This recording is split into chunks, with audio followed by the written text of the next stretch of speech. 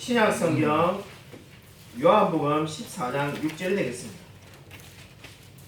계속해서 말씀드리지만은 당분간은 계속 복음에 대해서 말씀을 전하겠습니다. 요한복음 14장 6절 신약성경 172면입니다. 신약성경 172쪽 요한복음 14장 6절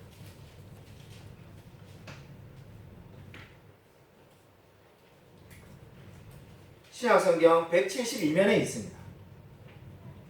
요한복음 14장 6절 한 절입니다.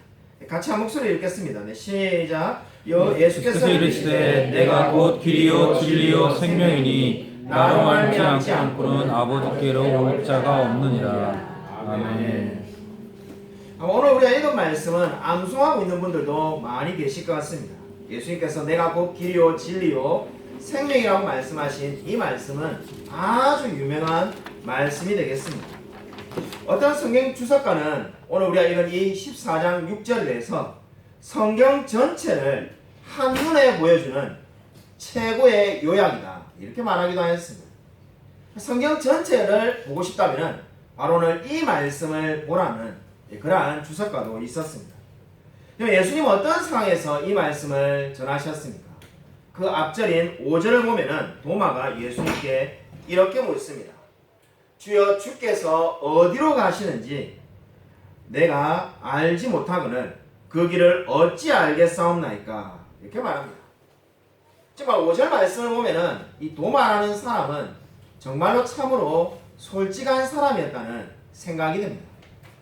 이 도마가 주님이 어디로 가시는지도 모르는데 내가 그 길을 어떻게 알겠냐는 거죠. 사실 이 도마가 한 고백이 인간의 상태를 보여주는 겁니다. 인간은 스스로 어디로 가야 하는지를 알지 못하는 존재입니다. 괴테라는 작가는 이런 말을 남겼습니다. 인간은 암흑과 같은 존재이다. 세계 역사상 손꼽힐 만큼 뛰어난 지성인이었던 괴테는 인간에 대해서 인간은 암흑과 같은 존재라는 말을 남기기도 하였습니다. 그리고 그 말이 옳을 수밖에 없는 이유가 어디 있습니까? 인간은 죄를 가지고 있기 때문입니다. 우리가 그저 이 교회에 나와서 말씀을 들으면은 늘 죄라는 말을 하는데 정작 죄가 뭔지를 물어보면은 이 명쾌하게 말하는 분이 그다지 많지 않습니다. 그럼 죄가 무엇일까요? 죄는 세 가지 의미를 가지고 있습니다. 물론 우리가 죄는 소유리문답 13번에 나오는 것처럼 하라는 것을 하지 않는 거고 하지 말라는 것을 하는 것입니다. 이렇게 말할 수가 있습니다. 오늘 좀 다르게 죄는 성경에 말하는 죄는 세 가지 의미를 늘 가지고 있습니다. 첫 번째로는 표적을 잃어버렸다는 겁니다. 이것은 인간의 무능을 상징하는데 이 성경에 나오는 죄라는 단어를 보면은 표적을 잃어버렸다는 원어를 사용할 때가 많습니다. 마치 우리가 활을 쏠 때 관역이 있어야 되는데 이 의미는 무엇입니까? 아무리 열심히 활을 쏘아도 그 관역에 활이 미치지 못하는 겁니다. 그러니까 이 관역에다가 맞추기 위해서 활을 쏘는데 아무리 쏘아본들 거기까지 도달하지가 않는 거죠. 그게 무엇을 의미합니까? 인간의 상태를 의미하는 겁니다. 인간이 아무리 노력하고 또 노력해도 하나님의 영광에는 이를 수가 없습니다. 그것이 바로 무엇입니까? 죄라는 겁니다. 바로 표적을 잃어버렸다는 겁니다. 무능하기 때문에 너무나 연약하기 때문에 하나님의 영광에 스스로 도달할 수가 없습니다. 두 번째로 성경에서 말하는 죄를 보면은 경계를 넘어선다는 뜻을 가지고 있습니다. 경계를 넘어선다는 게 무엇입니까? 반역을 의미하는 겁니다. 그리고 대표적인 예가 아담이 되겠습니다. 하나님께서 모든 세상의 것을 다스릴 수 있는데 선악과만은 먹지 말라고 하였습니다. 그것이 무엇입니까? 하나님께서 경계를 정해주신 겁니다. 근데 그 경계를 자기들 마음대로 뛰어넘은 것이 뭐라는 겁니까? 반역이 되겠습니다. 그게 바로 죄입니다. 그러니까 죄라는 것은 단순하게 하나님께서 경계를 정해주셨는데 그 경계를 넘어서는 것, 하나님의 말씀에 반역하는 것, 그것이 죄가 되겠습니다. 죄의 세 번째 의미는 서지 않고 넘어선다는 뜻을 가지고 있습니다. 성경에서 서다는 것은 의로움을 이야기합니다. 근데 스스로 의롭지 않고 늘 넘어질 수밖에 없는 자가 죄인인 인간이 되겠습니다. 한마디로 인간은 어떻습니까? 칼빈이 늘 말하는 것처럼 하나님 앞에 구부러져 있는 존재입니다. 우리가 지난해 기독교 강의를 읽었을 때 그런 말씀이 나오지 않습니까? 죄인은 하나님 앞에 구부러져 있습니다. 자신은 올바르다고 늘 생각하고 나는 도덕적으로 훌륭한 사람이라고 생각하지만은 이미 구부러져 있습니다. 그 구부러져 있는 사람은 결코 하나님 앞에 올바로 설 수가 없습니다. 이렇게 우리가 죄인인 이유가 세 가지를 살펴보았습니다. 그리고 이 죄인이 스스로는 하나님 앞에 설 수 없기 때문에 예수님께서 하신 말씀이 무엇입니까? 내가 곧 길이요 진리요 생명이라고 말씀하셨습니다. 여러분, 예수님께서 내가 곧 길이라고 말씀하셨는데 내가 곧 길이라는 말씀은 두 가지의 의미를 가지고 있습니다. 첫 번째 의미는 이 길은 완전한 길이라는 겁니다. 예수님께서 길을 지금 보여주시는데 그 길이 어떻다는 겁니까? 완전한 길이라는 겁니다. 여러분, 내가 곧 길이요라는 말에서 중요한 것은 내가라는 말에 여러분이 주목해 보시기 바랍니다. 여기서 내가라는 말은 저도 내가라고 말할 수 있고 여러분도 내가라고 말할 수 있는데 그런 의미가 아닙니다. 여러분, 여기서 말하는 내가라는 말은 언제 사용된 단어입니까? 우리 구약 성경을 보면은 모세가 떨기나무 아래서 이 하나님께 소명을 받습니다. 근데 떨기나무가 분명히 불이 붙었는데 불에 타지가 않습니다. 모세가 그걸 보고 너무나 놀랍니다. 하나님이 임재하였습니다. 그때 모세가 너무나 놀라서 하나님께 이렇게 묻습니다. 내가 하나님의 말씀을 가지고 이스라엘 백성에게 가면은 하나님을 어떻게 이스라엘 백성에게 알려줄 수 있겠습니까? 쉽게 말해서 하나님을 뭐라고 부르면 됩니까? 이렇게 물었습니다. 그때 하나님께서 I am that I am, 나는 스스로 있는 자라고 말씀합니다. 거기서 I am, 내가라는 말이 바로 지금 오늘 예수님께서 내가 곧 길이요라고 할 때 쓰신 표현이 되겠습니다. 그러면 지금 내가 곧 길이요라는 말은 무엇을 의미하는 겁니까? 바로 예수님이 하나님이시라는 겁니다. 예수님이 그냥 세상에 있는 수많은 사람 중에 한 사람이 아니라 하나님이 이 세상에 오셨다는 것을 의미하고 있습니다. 내가 곧 길이요라는 말은 그러므로 하나님이 지금 이 땅에 오신 것이며 이 길이 유일하고 완전한 길임을 이야기하고 있습니다. 여러분, 예수님께서는 여러 가지 길이 있는데 그 중에 한 가지 길을 지금 소개하고 있는 게 아닙니다. 여러 가지 길 중에 내가 제일 좋은 길이다 이렇게 말씀하신 것이 결단코 아닙니다. 이 길은 뭐라는 겁니까? 한마디로 천국에 가는 유일하고 완전한 길이다라고 그렇게 말씀하고 있습니다. 제가 여러분 이 대학생 때 이 신학교를 가기 위해서 휴학을 했을 때 거창고등학교 앞에서 6개월간 과외를 한 적이 있습니다. 제가 그때 과외를 해가지고 낮에는 늘 그 조그마한 방 한 칸 있는데 그게 있고 저녁이 되면 이제 막 과외를 했는데 하필 그 방을 잘못 구해가지고 그 집이 여호와의 증인들 이 가르치는 그냥 여호와의 증인 집이 아니라 그들에게 훈련을 시키는 일종의 본부였습니다. 여러분 옛날 집 생각나실 거예요. 옛날에 이렇게 마루가 그죠? 대충 마루가 쫙 이렇게 넓게 널려 있는 주인집 앞에 그렇게 사람들이 수십 명이 모여가지고 하루 종일 말씀을 외우는 겁니다. 아침 9시부터 저녁 5시까지 계속 똑같은 거를 반복해서 말하는 겁니다. 제가 옆방에 조그만 방이 있는데 제가 막 안 들려도 말이 다 들리니까 제가 막 진짜 괴로웠습니다. 처음에 괴로웠는데 나중에 정말 도전이 되었던 것이 비록 저들이 이단이지만은 그것을 계속 똑같은 것을 그들이 말하는 대로 그 교리를 외우려고 계속 테스트하고 모르면 다시 낙방하면 또 그 다음 시간에 외우라 하고 그래도 안 되면 그 다음 날 또 오라 해가지고 또 반복하고 그걸 보고 굉장히 크게 도전을 받았습니다. 안타깝게도 우리는 정말 진리를 가지고 있는데 이 진리를 잘 설명하지 못합니다. 너가 믿는 복음이 뭐냐 물어보면은 대답을 잘 못하는 분들도 많이 있습니다.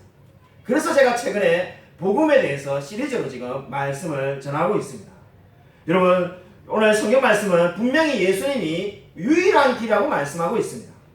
그분이 유일한 길이라는 것을 6절 마지막에 이렇게 강조하고 있습니다. 나로 말미암지 않고서는 아버지께로 올 자가 없느니라.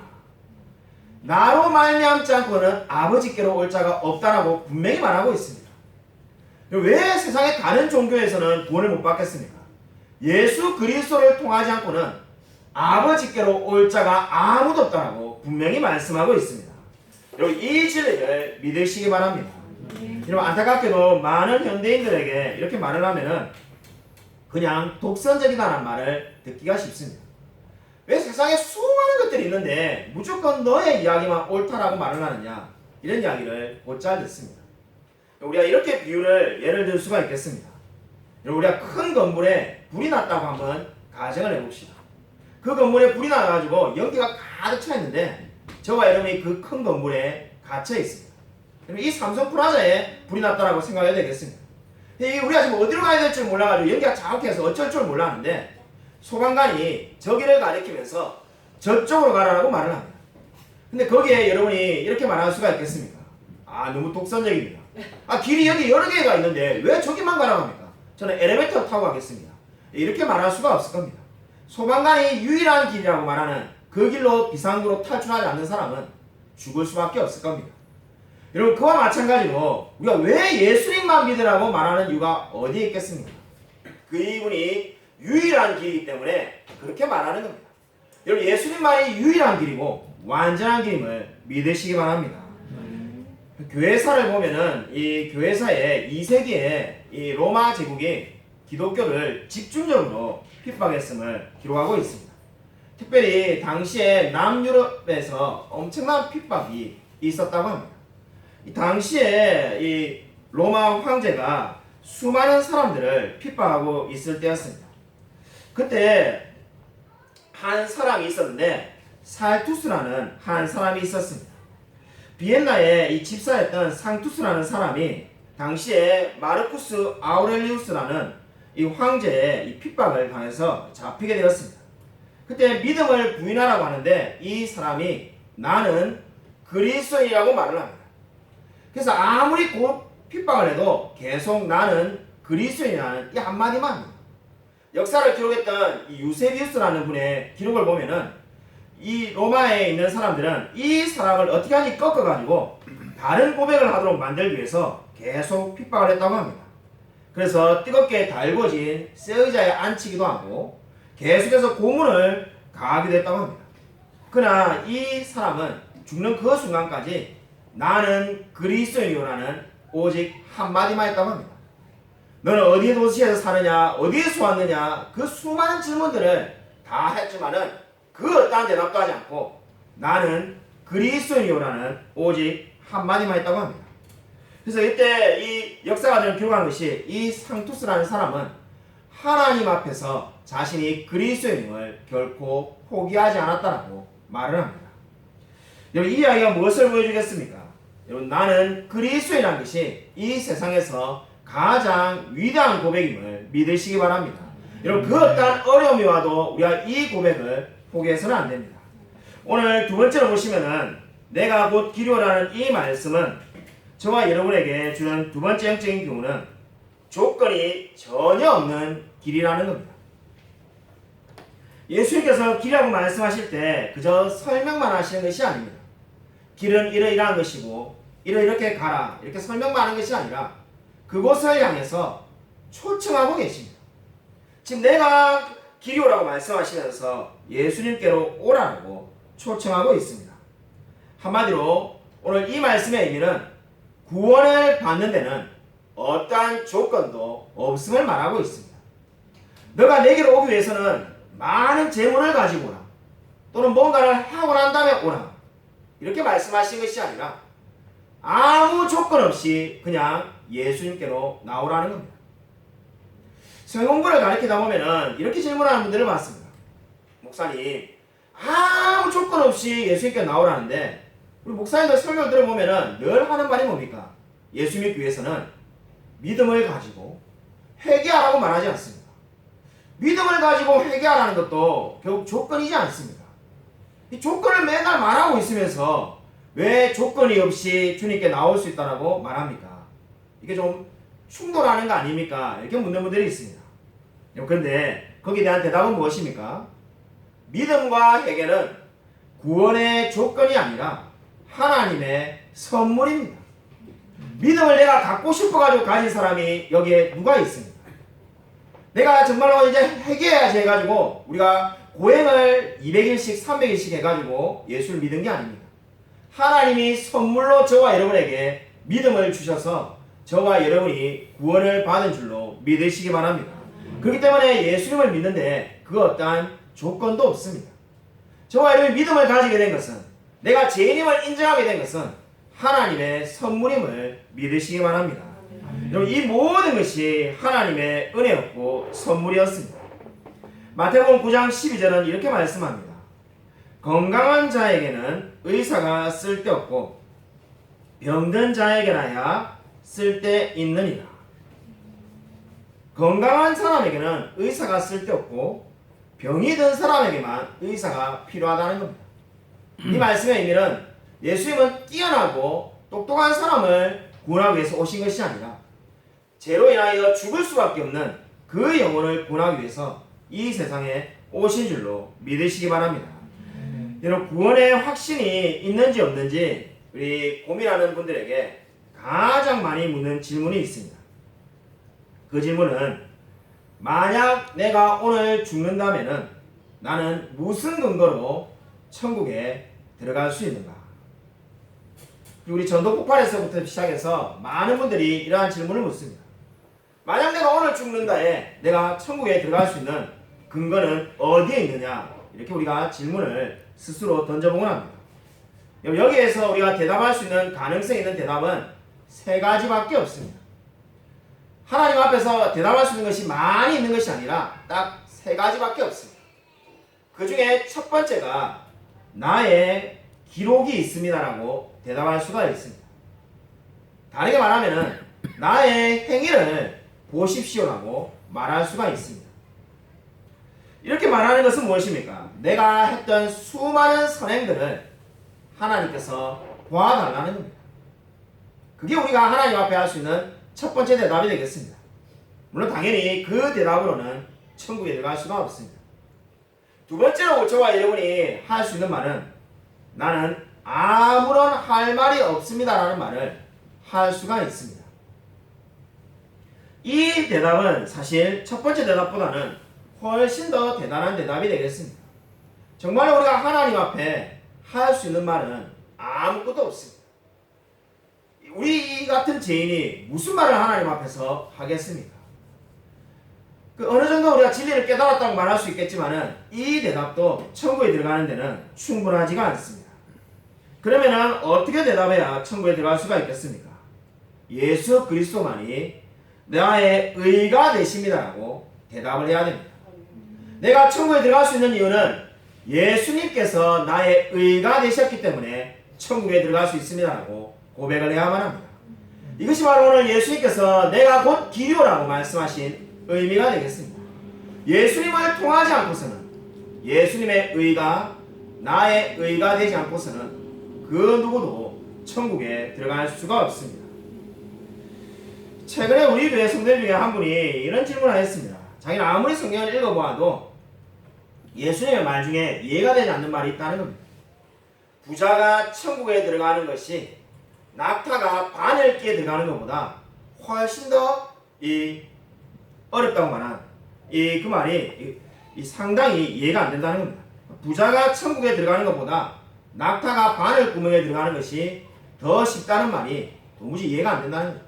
그럼 낙타는 바늘 구멍에 들어갈 수가 없는데, 그럼 부자는 천국에 아무도 못 간다는 말인가? 뭐 어떻게 되는 건가? 이러면서 도무지 이해가 안 간다고 제게 물어본 적이 있습니다. 그때 제가 그 질문에 이렇게 쉽게 이야기를 할 수 있다고 말을 해드렸습니다. 만약에 오늘 저와 여러분이 이 우주에 가고 싶어가지고, 달에 가고 싶어가지고 우리가 준비를 한다고 가정을 해봅시다. 그럼 이 달에 가기 위해서 이제 우리가 마음을 먹었는데, 달에 가기 위해서 저와 여러분이 우리나라에서 제일 높은 산인 이 한라산에 이제 등반을 하는 겁니다. 그냥 달이 저 멀리 높이 있으니까 최대한 달에 가깝게 가겠다면서 한라산 꼭대기에 딱 이렇게 올라와 있으면은 저와 여러분이 달에 가까이 간 걸까요? 그죠? 오히려 달에서 사실상 더 멀어진 거죠. 그냥 달에 가려면은 그죠? 어떻게 해야 되겠습니까? 우주선을 타고 가야 되는데 우주선은 지평선에서 출발하는데 오히려 산에 가 있으면은 산에서 내려와야만이 그죠? 이 달에 갈 수 있는 우주선을 탈 수가 있습니다. 그렇기 때문에 우리가 높은 곳에 무조건 뭐 에베레스트산이라 할지라도 높이 올라간다고 해서 달에 더 가까이 가는 것이 결코 아닙니다. 왜 성경이 그렇게 말씀하셨는가? 그 이유는 우리의 마음이, 자신의 마음이, 내가 부자가 마음이 부유하다면은 그 마음을 먼저 낮춰야 하기 때문입니다. 먼저 심령이 가난해져야만이 하나님을 찾지 않겠습니까? 그렇기 때문에 성경은 그렇게 말씀하신 겁니다. 부자가 천국에 들어가기 어렵다는 말은 부자는 천국에 못 간다는 말이 아니라 먼저 자신의 마음을 낮춰야 된다는 의미가 되겠습니다. 여러분 정말로 진정으로 하나님을 믿고 있습니까? 정말 예수 그리스도만이 유일한 길임을 믿으시기 바랍니다. 그리스도께서 우리에게 아무런 조건 없이 저와 여러분을 초청하고 있습니다.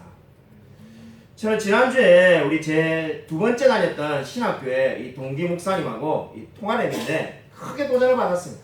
그분이 개척은 저보다 더 먼저 해가지고 지금 10년이 훨씬 넘었는데 성도님이 7명밖에 되지 않습니다. 그래서 제가 목회가 어떻게 하고 계시냐라고 이렇게 여쭤보니까는 그분이 놀랍게도 선교사님을 4명이나 구원하고 있다는 겁니다. 그 교회가 말입니다. 그래서 우리 교회가 되게 작은 교회인데 선교사님을 4명이나 구원하고 있다고 해서 제가 깜짝 놀랐습니다. 그래서 어떻게 그렇게 할 수 있냐니까 그냥 우리가 늘 기도하다 보니까 기도대로 되더라는 거죠. 늘 우리가 많은 선교사님을 보내게 해달라니까 교회는 비록 7명밖에 안 되는데 선교사님을 4분이나 구원한다는 거예요. 제가 너무 도전을 받아가지고 야 정말 대단한 교회다 이렇게 하니까 목사님께서 더 놀라운 이야기가 있다는 겁니다. 뭐가 더 놀라운 이야기냐라고 물으니까 이 목사님께서 개척 초기부터 러시아에 계속 한 선교사님께 후원하고 있었다고 합니다. 그 교회가 말이죠. 그 교회가 개척 초기부터 후원금을 다 못 모으는 러시아 시골에 있는 한 선교사님을 10년 이상 계속 후원하고 있었다고 합니다. 근데 그 선교사님과 그 교회에서 러시아의 시골에 있으니까 자기들이 정말 이 부흥 집회를 한번 하고 싶은데 한국에 있는 목사님을 초청하자 이렇게 한 거죠. 물론 당연히 이제 돈이 없으니까 한국에 있는 목사님이 자비량으로 와서 말씀을 전해주면 좋겠다고 하면서 여기 10년 이상 보난 자기들에게 제일 오랫동안 보내신 이 개척교회 이 목사님을 자기들이 점찍고는 오게 해달라고 계속 기도하는 겁니다. 이 목사님이 처음에 그 이야기를 듣고는 어이가 없었다고 합니다. 자기가 그 가을 형편이 전혀 안 되는데 그리고 이 알아보니까는 모스크바까지 가가지고 거기서 또 비행기를 타가지고 3시간이나 가서 시골로 가야 도착하니까 비행기 비용이 많이 나온다. 200만 원도 넘게 나온다고 합니다. 그래서 이 목사님이 한번 딱 알아보고 난 다음에는 아 못 가겠다 이래가지고 이제 마음을 비우고는 못 갑니다 이렇게 말하고 이제 끊었는데 거기에 있는 분들이 계속 기도를 하시더랍니다. 놀라운 일이 벌어지는 게 거기에 교회는 안수집사님도 없고 권사님도 없고 장로님도 없는데 어느 권사님이 한 분 교회 오시더만은 뭉텅이로 돈을 주고 헌금하고는 그냥 뭐 마음대로 쓰시라고 가셨다는 거예요. 액수를 열어보니까는 500만 원이 들어있었다고 합니다. 그 돈 가지고 이번 올여름에 다음 달에 러시아에 부흥하러 가시기로 결정했다고 합니다.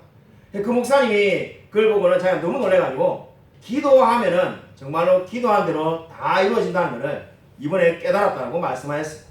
제가 그 이야기를 듣고 바로 아멘이라고 말하니까 다른 분들은 이렇게 이야기하니까 다 뭐 이상한 이야기, 지어낸 이야기처럼 들린다. 무슨 이야기야, 이런 이야기가 다 있냐 이렇게 하는데 어떻게 김성식 목사님은 바로 믿느냐고 말씀해가지고 제가 제일 처음에 중국 심천에 갔을 때 거의 그렇게 갔었다.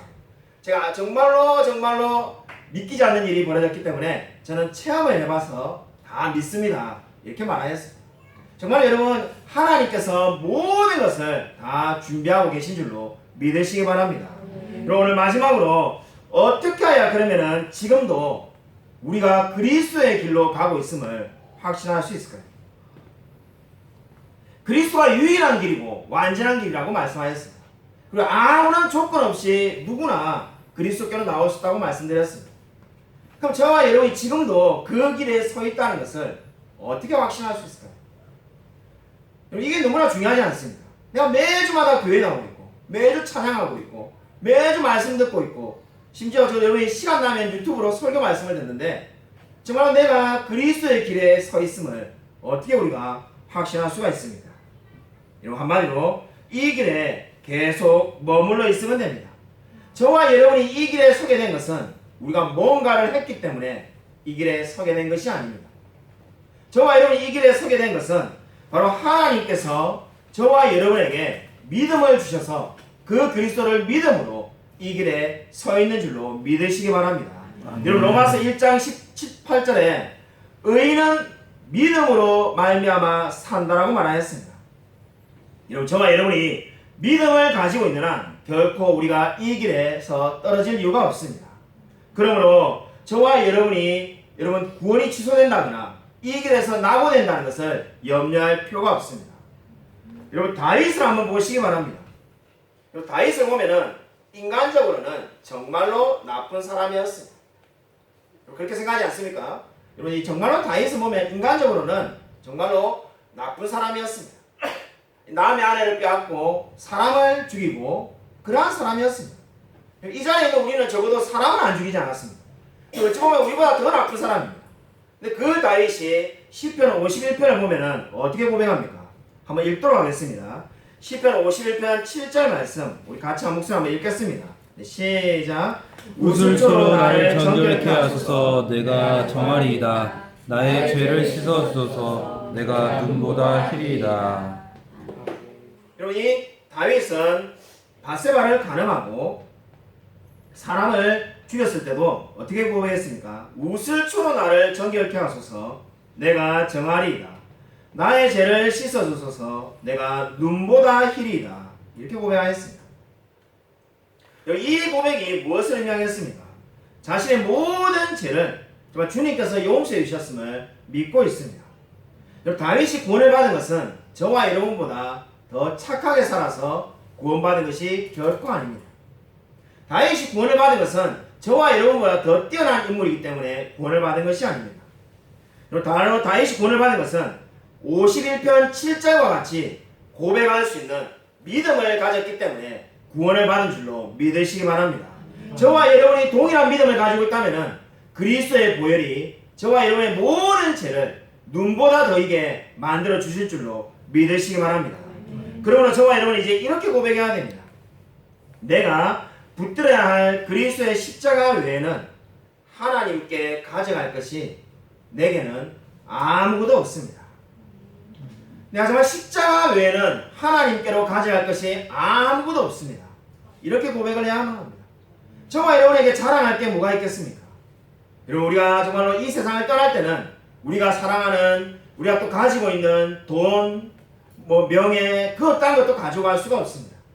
하나님 앞에 내세울 수 있는 것은 그리스도의 십자가밖에 없음을 믿으시기 바랍니다. 존경하는 바나우스라는 목사님이 있습니다. 일제강점기 때 한국에 와서 설교한 걸로 너무나 잘 알려져 있습니다. 이분의 이 책을 보면은 이분이 이런 말을 합니다. 천국의 교리에는 어떠한 논리도 없으나 지옥의 교리는 매우 논리적이고 분명하다. 이게 무슨 말일까요? 처음에 읽으면 무슨 말인지 정말 이상하다는 생각이 듭니다. 천국의 교리에는 논리가 없다는 겁니다. 우리 소일문답 다다음 주부터 배우는데 엄청나게 논리가 많은 것 같은데 왜 천국의 교리는 논리가 없다고 말하겠습니까? 지옥에 갈 이유는 너무나 많다는 거죠. 나 같은 죄인이 지옥에 갈 이유는 너무나 많기 때문에 논리가 기승전결로 분명하다는 겁니다.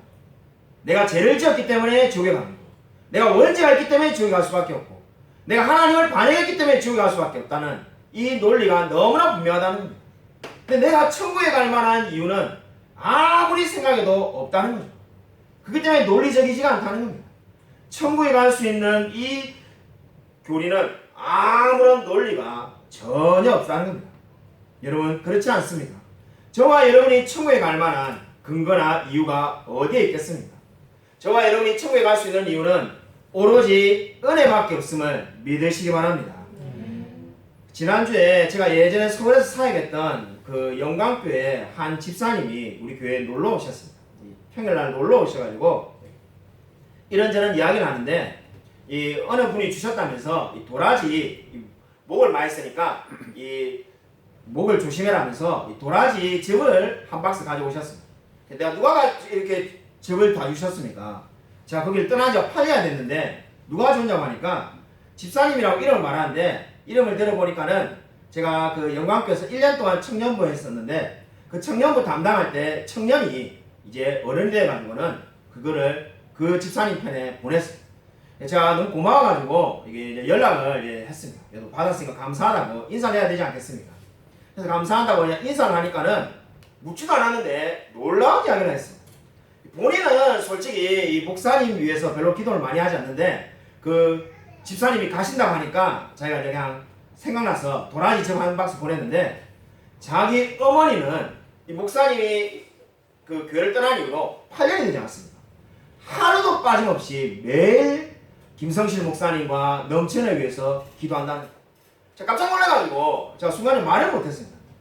이렇게 말하면은 그 권사님이 저하고 뭐 굉장히 옛날에 친했는가 제 기억에 말도 몇 마디 안 해본 것 같습니다. 왜냐면 교회는 그죠 이 큰 교회는 바쁘니까는 그죠 본인하고 관련된 부서나 담당하는 뭐 이게 아니면은 말할 일도 별로 없습니다. 제 생각에는 말도 몇 번 안 해본 것 같고 제가 그 당시에 막 성공부 인도할 때 뭐 기독교 강요나 소외운동 할 때 사람들이 많이 왔는데 그때 참석한 분이라고 생각도 안 듭니다. 제 기억에는 없더라고요. 그랬는데 아니 도대체 어떻게 그렇게 기도할 수 있는가? 근데 그 분이 분명하게 그렇게 2번이나 강조해서 말했어요. 자기 어머니는 자기가 봐도 정말 놀라운 게 매일마다 기도한다는 거예요. 제가 정말로 눈물이 날 뻔했어요. 아 이렇게 기도해 주는 분이 계시구나 하는 것을 느꼈습니다. 자 그래서 참으로 우리 교회가 정말 감사하게도 지금도 존재하고 있고 끊임없이 그래도 우리가 세례를 주고 전도하고 이게 하는 이유는 누군가가 열심히 이렇게 기도해 주는 분이 계시기 때문이라는 것을 제가 다시 한번 깨닫게 되었습니다. 여러분 진정으로 지금도 내가 곧 길이요 진리요 생명이라는 이 말씀 붙들고 복음이 전해지도록 기도하는 분이 얼마나 많은지 모릅니다. 여러분 아직까지 복음을 알지 못하고 죽어가는 영혼들이 얼마나 많습니까? 정말 여러분 복음을 위해서 끊임없이 기도해 주시기 바랍니다. 정말 여러분 성경은 저와 여러분에게 어떻게 말씀하고 있습니까? 내가 곧 길이요 진리요 생명이니 나로 말미암지 않고는 아버지께로 올 자가 아무도 없다라고 분명히 말씀하고 있습니다. 여러분 이 진리를 믿으시기 바랍니다. 그리고 이 진리를 선포하시기 바랍니다. 그리고 여러분이 기회가 주어질 때마다 아직 하나님을 알지 못하는 영혼들을 위해서 끊임없이 기도하시기 바랍니다. 그리고 그 기도는 결코 헛되지 않을 겁니다. 하나님께서 반드시 역사하셔서 그 영혼을 구원하여 주실 줄로 믿으시기 바랍니다.